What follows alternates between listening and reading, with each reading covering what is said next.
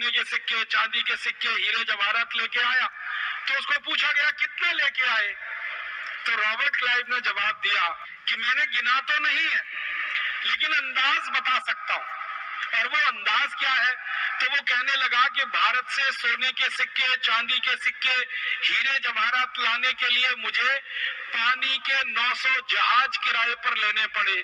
इतना धन और संपत्ति मैं भारत से लेके आया। फिर उसको पूछा गया कि ये जहाज कितना बड़ा, तो वो कहता है कि एक जहाज में कम से कम 60 से 70 मीट्रिक टन सोने के सिक्के आ सके, इतना बड़ा। तो 60 से 70 मीट्रिक टन, एक मीट्रिक टन में 1000 किलोग्राम होते हैं, तो 60 से 70 हजार किलोग्राम सोना आए, इतना बड़ा एक जहाज, और ऐसे 900 जहाज भर के वो यहां से ले गया। तो आप कल्पना करिए कितना लूटा भारत को। और ये रॉबर्ट क्लाइव अकेला लुटेरा नहीं था भारत को लूटने वाला। रॉबर्ट क्लाइव आया, लूट कर चला गया। उसके बाद वॉरेन हेस्टिंग्स आया, वो लूट कर चला गया। फिर उसके बाद हमारे देश में 84 अंग्रेजों के गवर्नर जनरल आए। Robert Clive, Warren Hastings, Canning, Curzon, Linlithgow और विलियम बेंटिंग, डलहौजी, और अंतिम गवर्नर जनरल जो उनका, जिसको हम माउंटबेटन कहते हैं, तो रॉबर्ट क्लाइव से लेकर माउंटबेटन तक 84 गवर्नर जनरल आए और सबने लूटा है इस भारत को, किसी ने छोड़ा नहीं है। अंतर इतना है कि रॉबर्ट क्लाइव ने कुछ ज्यादा लूटा, दूसरे उतना नहीं लूट पाए, लेकिन लूटते ही रहे हैं और ये लूट का धन इंग्लैंड ले जाते रहे हैं। हम लोगों ने ये 84 गवर्नर जनरलों द्वारा लूटा गया भारत से जो धन है, उसका एक अनुमान लगाया है। पूरा पक्का तो पता नहीं चल पाता, लेकिन एक अनुमान है, और वो अनुमान है कि करीब 300 लाख करोड़ रुपए की संपत्ति इन अंग्रेजों ने लूटी है भारत देश से। 300 लाख करोड़, इतना बड़ा धन और संपत्ति यहां से लूटा। एक छोटी सी भूल हुई जहांगीर से, उसने अंग्रेजी कंपनी को व्यापार करने का लाइसेंस दिया। दूसरी भूल हमसे हुई कि रॉबर्ट क्लाइव जैसे अंग्रेज को हमने पत्थरों से मार नहीं डाला, बल्कि उसके जुलूस का तालियां बजाकर स्वागत किया।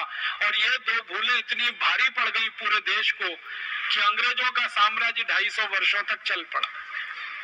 आपके मन में और एक प्रश्न आएगा कि क्या इसके अलावा और भी कुछ भूलें हुई हमसे? हाँ हुई।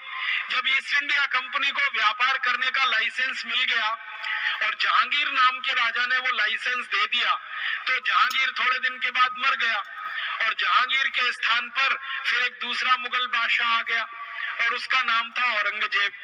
औरंगजेब ने जब सत्ता संभाली इस देश में, तो अंग्रेजों के साथ उसका जबरदस्त युद्ध हुआ और सन 1688 में औरंगजेब ने पूरी ईस्ट इंडिया कंपनी की सेना को पराजित कर दिया और ईस्ट इंडिया कंपनी पूरी तरह से हार गई और औरंगजेब की शरणागति उन्होंने स्वीकार की और ईस्ट इंडिया कंपनी के अधिकांश सैनिकों को औरंगजेब ने मार डाला युद्ध में। औरंगजेब के बारे में आप सभी जानते हैं, थोड़ा क्रूर था, निष्ठुर था, लेकिन बहुत बहादुर भी था।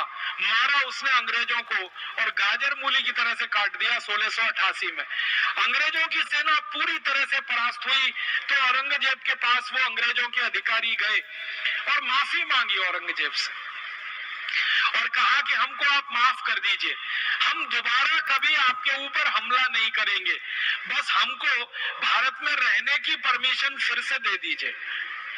औरंगजेब के पहले जहांगीर ने लाइसेंस दिया और औरंगजेब ने उस लाइसेंस को मना कर दिया कि मैं इसको नहीं मानता। जहांगीर से गलती हुई, वो गलती मैं नहीं दोहरा सकता और मैं अंग्रेजों की कंपनी का लाइसेंस निरस्त करूंगा और आपको मार के वापस इंग्लैंड भेज दूंगा। तो अंग्रेज घबरा गए, परेशान हो गए, औरंगजेब के सामने गए, चरणों में गिर गए, रोने लगे, पीटने लगे छाती उसके सामने। थोड़ी देर में औरंगजेब द्रवित हो गया और उसने कहा अच्छा जाओ, तुम्हें माफ किया और ईस्ट इंडिया कंपनी को फिर से लाइसेंस रिन्यू कर दिया उसने। और ये भूल फिर औरंगजेब कर गया। कि 1688 में जब अंग्रेज पराजित हो गए तो फिर अंग्रेजों को भगा ही देना चाहिए था इस देश से और लाइसेंस रिन्यू नहीं करना चाहिए था, लेकिन वो लाइसेंस फिर रिन्यू हो गया और फिर ईस्ट इंडिया कंपनी हावी हो गई और फिर इस देश में उन्होंने अपना साम्राज्य और व्यापार स्थापित कर लिया। ये और एक बड़ी भूल हो गई। एक भूल सिराजुद्दौला के समय में, एक भूल जहांगीर के समय में, एक भूल ये औरंगजेब के समय। उसके बाद और एक भूल हुई। हमारे भारत देश में ईस्ट इंडिया कंपनी के खिलाफ सबसे ताकतवर तरीके से लड़ने वाले कई राजा थे जिन्होंने अपना एक समूह बनाया था। एक बहुत बहादुर मराठा साम्राज्य के एक मालिक हुआ करते थे, उनका नाम था जसवंत राय होलकर। उनकी सेना ने बहुत सारे भारतीय राजाओं को मिलाकर एक बड़ी सेना तैयार की थी और जसवंत राय होलकर का यह संकल्प था कि अंग्रेजों को मार के भगा देना इस देश में से। और उन्होंने अंग्रेजों के खिलाफ एक निर्णायक लड़ाई लड़ने का फैसला किया था और यह निर्णायक लड़ाई 1805 की बात है।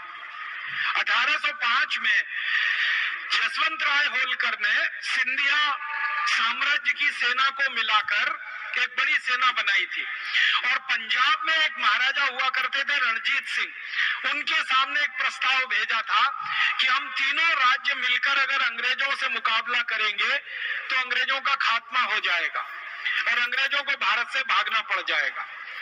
तो उसके लिए उन्होंने एक संधि करने की कोशिश की थी, लेकिन दुर्भाग्य इस देश का यह था कि वो संधि नहीं हो पाई।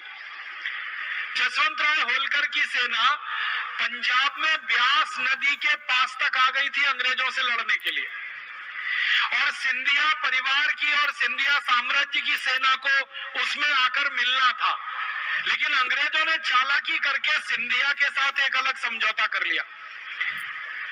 सिंधिया परिवार में एक राजा हुआ करते थे दौलत राव सिंधिया, उन्होंने अंग्रेजों के साथ एक एग्रीमेंट कर लिया, संधि कर ली और उसमें अंग्रेजों ने उनसे वचन ले लिया कि आपकी सेना कभी भी हमारे खिलाफ युद्ध लड़ने के लिए किसी के साथ नहीं जाएगी। तो दौलत राव सिंधिया का यह समझौता जसवंत राय होलकर को भारी पड़ गया, तो सिंधिया की सेना वहां नहीं आई और इसी तरह से अंग्रेजों ने महाराजा रणजीत सिंह के साथ एक अलग से समझौता कर लिया और महाराजा रणजीत सिंह की सेना से वचन ले लिया कि वो भी अंग्रेजों के खिलाफ लड़ने के लिए किसी का सहयोग नहीं करेंगे। तो महाराजा रणजीत सिंह की सेना भी नहीं आई, सिंधिया की भी सेना वहां नहीं पहुंची और खाली जसवंत राय होलकर की सेना पहुंची और उसने जब देखा कि दोनों राज्यों की सेना वहां नहीं है तो वो भाई बहुत परेशान हो गया। फिर भी उसने बहादुरी से अंग्रेजों का मुकाबला किया और अंग्रेजों को मुकाबला ही नहीं किया, पराजित किया और पराजित करके वो वहां से फिर वापस लौटा, लेकिन वो बहुत निराश हो गया और उसके मन में हमेशा एक बात थी कि भारत के ही राजा भारत की रक्षा करने के लिए अंग्रेजों के खिलाफ अगर अपनी सेना नहीं दे सकते तो कौन विदेशी आकर भारत की रक्षा करेगा। और उसने अपने मन में यह बना लिया कि अब तो शायद भगवान भी भारत की रक्षा नहीं करेगा। जब भारत के राजा अपनी सेना को अंग्रेजों के खिलाफ लड़वाने को तैयार नहीं है तब तो भगवान की ही मर्जी ऐसी है और वो निराश होकर वहां से लौट गया। और उसके बाद जानते हैं क्या हुआ? जिन अंग्रेजों ने महाराजा रणजीत सिंह के साथ समझौता किया था उन्हीं अंग्रेजों ने महाराजा रणजीत सिंह का साम्राज्य खत्म करा दिया और अंग्रेजों का कब्जा पूरे पंजाब पर हो गया। महाराजा रणजीत सिंह के हाथ में जब तक ताकत थी अंग्रेजों ने उसका उपयोग किया और जैसे ही महाराजा रणजीत सिंह की ताकत कम होना शुरू हुई 1848 के आते आते अंग्रेज पूरे पंजाब पर हावी हो गए और पूरा पंजाब अंग्रेजों के कब्जे में चला गया। बाद में महाराजा रणजीत सिंह की मृत्यु हो गई। उनकी मृत्यु के बाद उनके बेटे को अंग्रेज पकड़ ले गए यहाँ से और लंदन में ले जाकर उसको कैद कर दिया और महाराजा रणजीत सिंह की जो धर्मपत्नी थी श्रीमती जिंदा कौर उनको पकड़कर अंग्रेज ले गए उनके राज्य से और बनारस में दर दर की ठोकरें खाते हुए उनका अंतिम शरीर बीता, माने अंतिम समय बीता।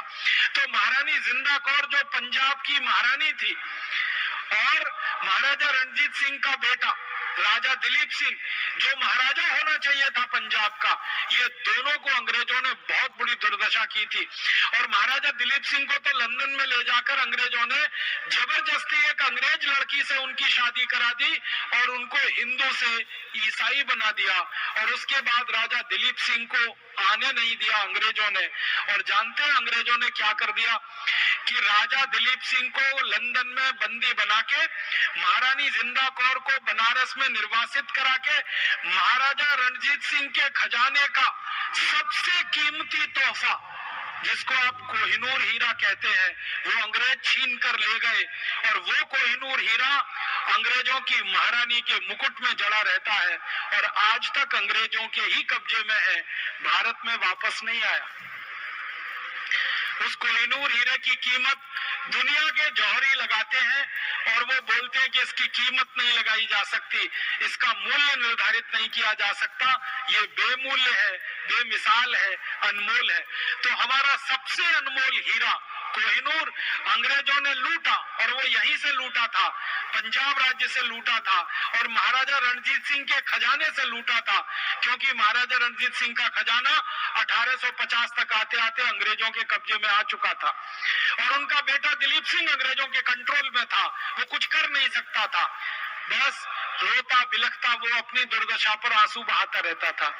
आज तक वो हीरा महारानी के मुकुट में है और अंग्रेजों के देश इंग्लैंड में लंदन के एक म्यूजियम में रखा हुआ है।